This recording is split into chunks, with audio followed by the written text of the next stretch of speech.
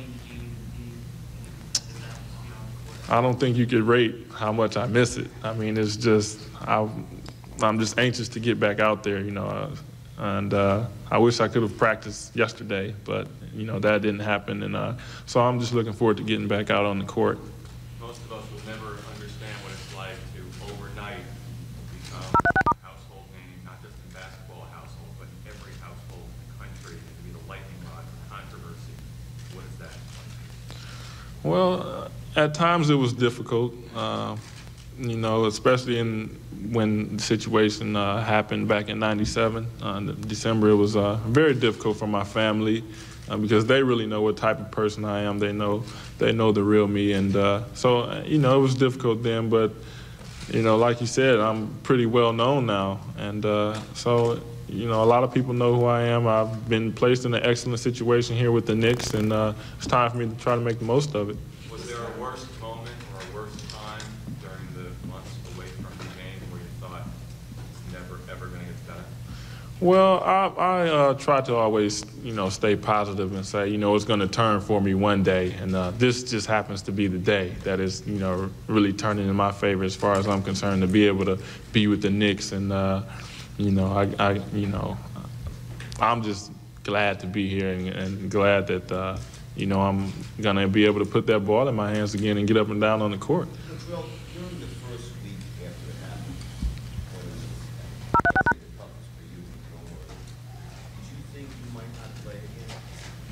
Well, I thought that was a possibility as far as playing with the NBA. I mean, if they had banned me totally and I wouldn't have been able to come back to the league, I'm sure that I would have tried to go somewhere else and play. But that's not like playing in the NBA. This is the best league in the world, and I think we all know that. And so I definitely want to continue to be a part of that. And like I said, that was the toughest part of the whole deal during that first week after it happened. And it's just time to move on now. What are you going to do the first time? Having lost your career for about a year, do you have a different appreciation now of your career and the lives in the NBA? I think going through everything that I have, you can do nothing but have a greater appreciation of the game, for everything that surrounds the basketball. So I've definitely learned a lot, and appreciate, like I said, this second opportunity to get back out there and display my talents again. Latrell, what assurances can you give your teammates, your new coach, the fans, that you won't snap again? Well, the only thing I can do is tell them right now that that's not going to happen. I'm going to have to ultimately display that, and that's going to come over time. You can say certain things, but I know in my heart that that's not going to happen. And I just had a bad day. It was a situation that was unfortunate, and I'm just trying to put it behind me. But I don't think the Knicks organization would have made that trade for me if they didn't feel that that was never going to happen again. You have to go overboard now. Let's say you're in a game, there's a controversial play against you where most other athletes may go nuts in the ref.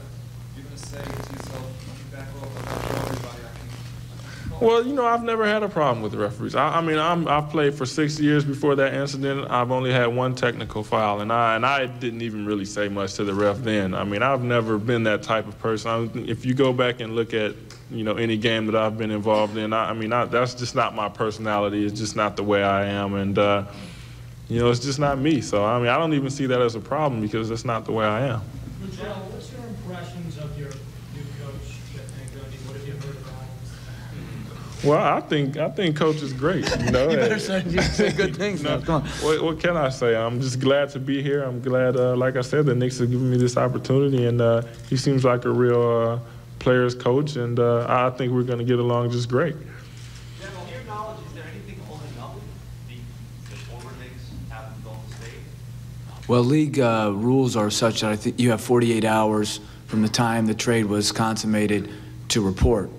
And I don't know what time exactly that trade was consummated yesterday, but around 2 o'clock, so they would have 48 hours from then. That's their right to take up to, because, you know, they have family concerns, obviously, and things that they'd want to get squared away. And hopefully those physicals will get passed as quickly as possible so Latrell can get back on the floor for us.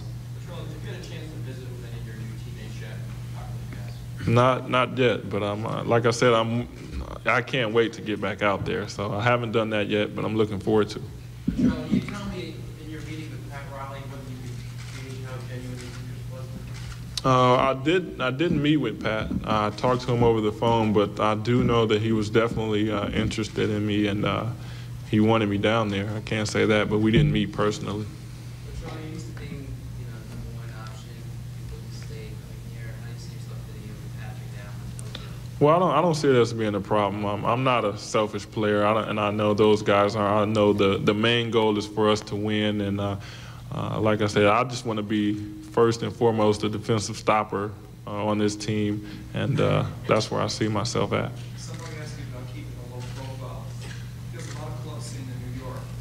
You got to go out, you got to enjoy it. Guys after the game say, hey, let's go out, or you got to say, hey, I better watch myself now because other players have gotten into trouble. Well, I'm not going to hide, but, I'm more concerned about basketball. The club scene, I'll wait for that in the summer a little bit. It's a shortened season with a lot of back-to-back games, and I'm sure I'm going to need a lot of rest, so I don't know about that club scene right now. People that know you said that you're a homebody and you're really into computers. Is that true? Very much so. I love computers. My oldest brother is a computer animator, and I moved back to Milwaukee. I love my family at home. The majority of my family is from Milwaukee, and that's where I've been since I left Oakland. Latrell, what have you been doing with your time in Milwaukee? Mostly, like I said, going to our local Bally's, lifting weights, and going to the Y, just hanging with my family. And, I got to be at home for Thanksgiving and Christmas for the first time in 10 years almost. So, that was great for me. And just being with family and being around people that truly care about me. Latrell, is the lockout a blessing in that you're going to be starting on the same page as these guys from a physical standpoint? Well, I think I wish the lockout never had happened, to be honest. I would much rather have to have this thing settled and, would have loved to have been able to do this back in October. And but, it's just the way the ball bounces, I guess, and I'm here now. And so, we're just trying to move forward. Latrell, you're known as an aggressive player. Are you concerned at all that because your every move is going to be scrutinized, that some of that aggressiveness you might pull back offensively? No, I don't think so. I'm going to play basketball the way I've always played, and, I don't see that as being a problem at all. Just to clarify, you said you were shooting around with your brother, but have you played any full court games? Yeah, I've played full court games, but like I said, it's with guys. It's like when I play, I'm like the center. So, I don't know how much good that's doing me out there. So, I really wouldn't consider that going up and down with some great talent, On a scale from 1 to 10, how would you rate yourself physically at this point? 7, 8. I'm not going to sit up here and say I'm in great physical condition. I do know that I'm a lot stronger than I was a year ago, and hopefully that weightlifting will pay some dividends. Jeff, as you sit here basically listening to Latrell go through an interrogation, what goes through your mind? Thinking the way he's handling it. Well, it's very similar to when I've talked to him the 2 previous times. I had the opportunity to be part of a larger group discussion with Dave and Ernie and Ed Tapscott, and then I flew back out with him on yesterday, and we were on the plane for about an hour and a half for 2 hours, and I find him to be very sincere, very direct and honest, and like he said, though, the only way that he can truly show what he wants to do is by doing it, coming out here and just talking about it. So I hope really he doesn't have to address it all year. I want to get the focus after this press conference back on basketball and back on our team and back on winning. And I think, to me, that was the most impressive thing about him. He didn't want to know about roles. He didn't want to know about shots. He didn't want to know about anything except what he could do to help the team. He wasn't looking for us to help him. He was looking for how he could help us. And that type of unselfish nature is something we're very proud of. Jeff, you already have a fan respect. Do you think you need to give the fans a message about giving Latrell a break and letting him such scrutiny? No, I think, again, I'm not up here to judge Latrell, and I'm not going to judge fans' emotions and reactions. I think both of us would probably say that we can understand anything anybody would say or think, but in due time, I found New York fans to be very, very supportive of players who come out and compete every night and to play to win. And I think that's what they're going to see in Latrell. And so regardless of what their first reaction is, I think the reaction over time is going to be very supportive, because I think they're going to be very appreciative of the effort that Latrell puts into winning. Jeff, until the deal is done, can he do anything with you guys in terms of, can he be in the facility, can he go over your systems, or until the deal is officially, the other guys have passed the physical, does he have to stay away? No, he can watch tonight's practice, but he just can't do physical things. We'll take a few more questions. Do you have any more questions? Will you watch tonight's practice?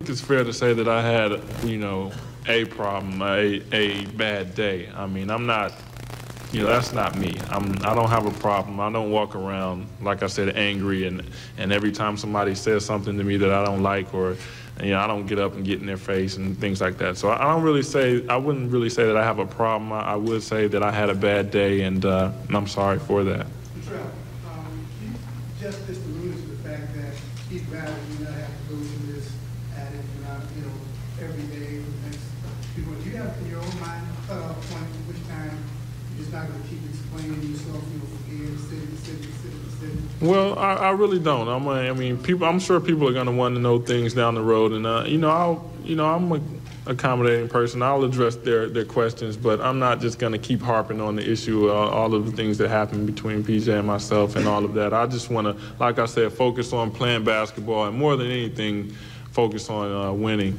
with the Knicks. I'll take one more question, if there is one. So you got coming in with a lot of baggage and a lot of people that have been around the area, fans who've been saying, look, you can win us a championship, we don't care. So that obviously is going to put a lot of pressure on you. How do you think you're going to be able to handle that kind of pressure? I mean, it's almost like championship or nothing. Well, I think I'll be able to handle it. You know, it's going to be interesting to see, you know, how good we can be. This team already has a great nucleus, and hopefully I'll be that extra added piece that can, you know, get the ring that you all have been looking for. All right, thanks very much for all your cooperation. Thank you for waiting for us. We were a little late. And we'll be able to talk to you tomorrow after practice. The access for the team, again, is always after our morning practice, not after the evening practice. Thanks a lot. All right, that was Latrell Sprewell being introduced as the newest New York Knick. He's not able to practice yet with the team until Chris Mills and John Starks pass their physicals. Now, Latrell says that he wants people to know he's actually a caring person. He doesn't have a bad attitude, and he's not a mean person. That's the real Latrell. Also said he expects to be a defensive stopper for the Knicks. All right, much more to come on CNN Sports Illustrated as we head to a break.